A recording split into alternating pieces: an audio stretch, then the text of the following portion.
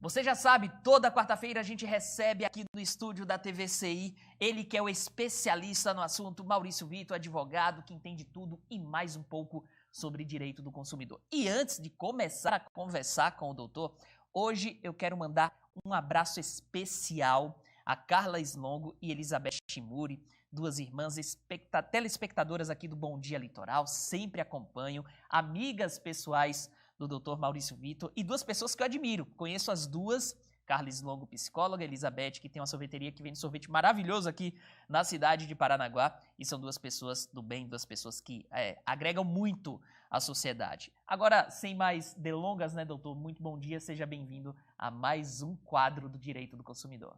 Bom dia, Pierre. Hoje, num dia de uma manhã gelada em Curitiba, né? Nós tínhamos falado na semana passada sobre a questão da relatividade, né? Você falava que está frio aqui no litoral e eu achava que não estava, né? Hoje, mais ainda. Quando eu acordei, pelas 5 da manhã, mais ou menos, a temperatura em Curitiba era de 2 graus e a sensação térmica era de apenas 1 grau. Chego aqui em Paranaguá, maravilhosos 15 graus. Olha lá, eu registrei, hein?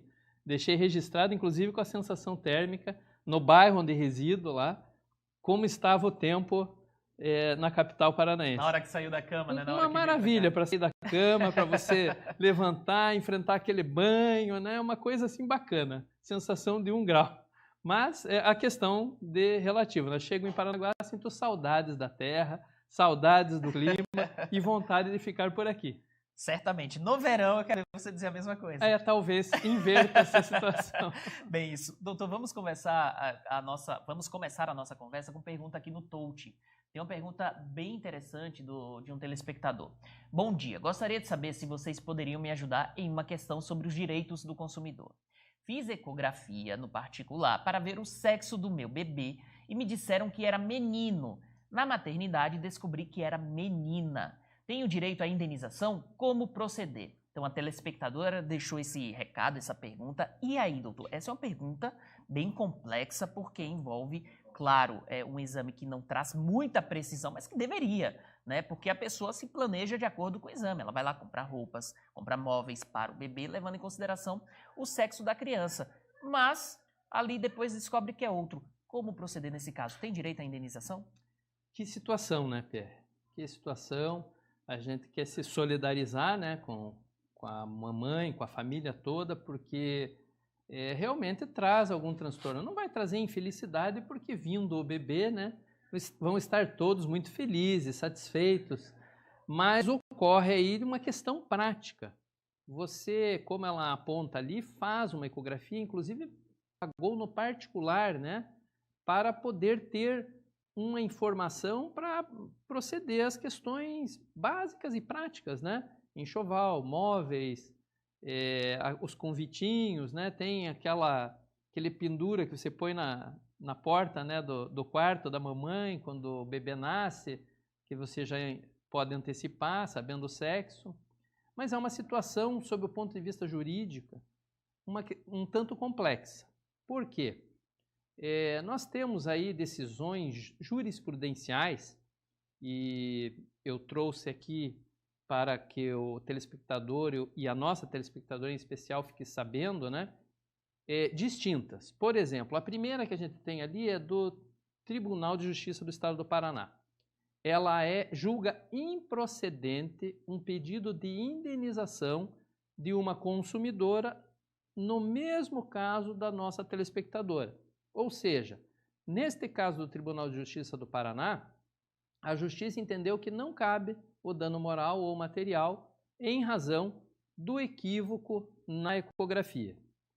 A segunda jurisprudência é do Tribunal de Justiça do Rio Grande do Sul.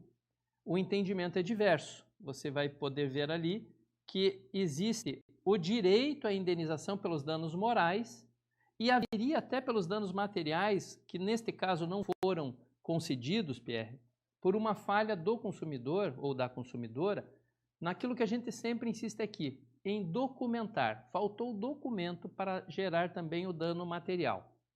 Então são duas jurisprudências distintas, dois entendimentos distintos. Por quê?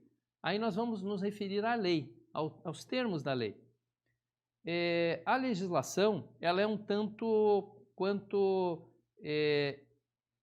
vazia no sentido objetivo do fornecedor, do fornecimento desse serviço, até porque envolve um profissional liberal. Mas o que pode caracterizar o direito à indenização? E neste caso a nossa telespectadora deve observar bem se foi isso que ocorreu com ela. Se você faz uma ecografia com 3 meses, 4 meses de gestação, a chance de ocorrer um equívoco na análise dessa ecografia quanto à sexagem, que é o que se costuma chamar pela jurisprudência, é grande. E, neste caso, provavelmente não gerará indenização. Mas se esta ecografia foi feita especificamente para se saber o sexo do bebê, não para saber a formação, a condição de saúde, para saber o sexo, você pagou por isso, recebeu um laudo e esse laudo já é do 7º mês para frente, é grande a chance dela conseguir uma indenização por conta do equívoco que ocorreu na análise e na identificação do sexo, né? Não é obrigatória na prestação de serviço que seja 100% seguro, mas é preciso que o fornecedor de serviço indique, olha, nós analisamos e o sexo deve ser masculino ou deve ser feminino, mas não há certeza. Se houver indicação de que não há certeza no laudo entregue à consumidora, também não vai haver direito à indenização. Agora, se está lá descrito sexo masculino, sexo feminino, e isso se dá de forma inversa quando do nascimento do bebê, aí não tenha dúvida, Pierre, que é um fato que deve gerar indenização. Então a gente volta àquele tema que a gente sempre fala aqui no BDL, né? Falamos para os nossos telespectadores, importante que o consumidor registre, documente e faça as coisas como devem ser feitas. Neste caso, uma ecografia para definição de sexo tem que ser feita depois do 7º mês para que possa gerar uma eventual indenização em caso de equívoco, porque aí já existe a perspectiva de que o sexo esteja mais bem formado.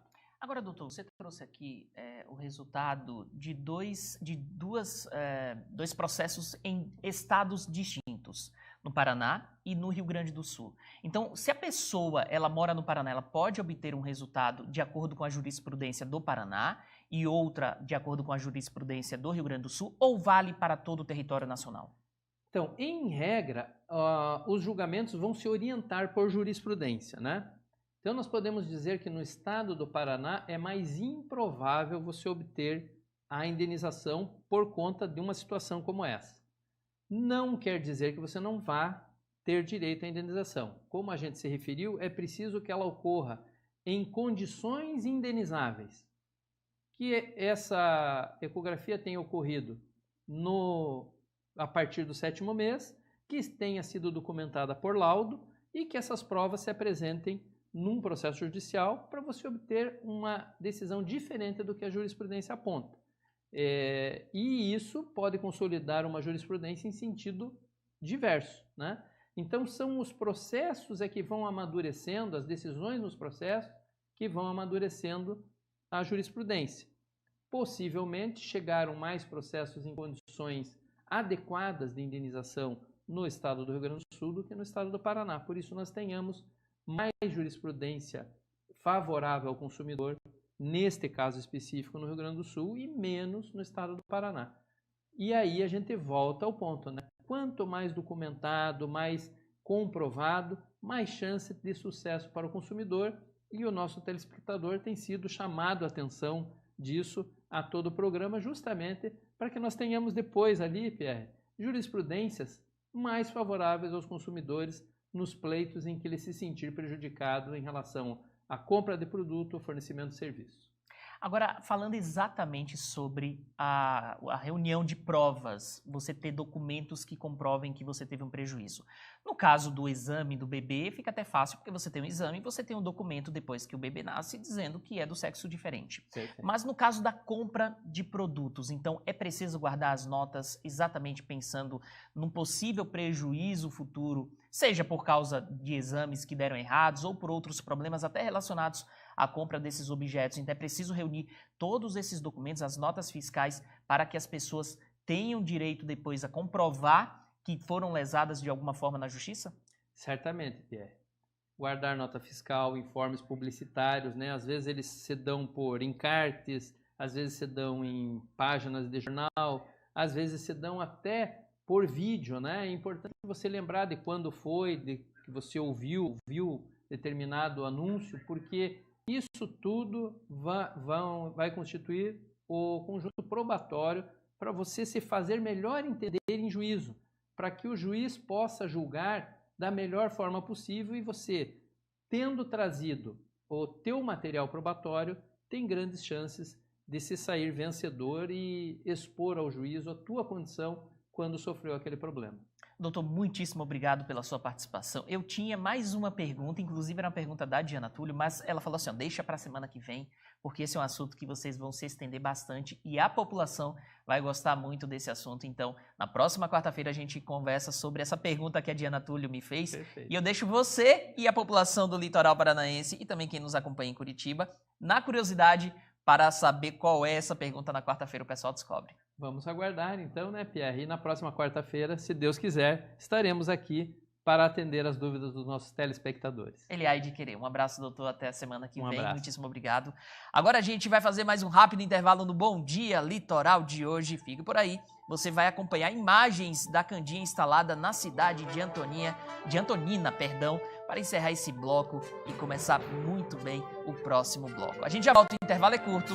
Fique por aí.